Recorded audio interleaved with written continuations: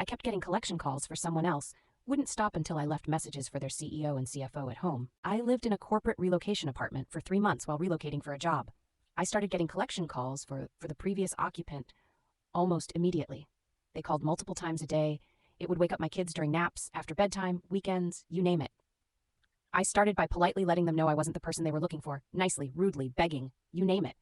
They were incredibly rude and refused to tell me their names, name of their supervisor, etc. I was at my wit's end. After one particularly nasty encounter, I snapped. I started Googling, pre-Google equivalent, their corporate officers, etc.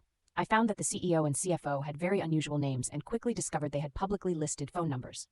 Yes, it was not a huge bank, and this was early 2000s before people were exclusively using cell phones. This was approximately 8 private message on a Sunday night. I called each number, explaining that since I kept receiving collection calls from their company, in spite of not being the person that they sought, every time they called me, I would call them. Left my phone number and name and hung up. Not even 10 minutes later, I got a call from their IT department asking for all the pertinent info, who the customer was, my name, and how to spell it.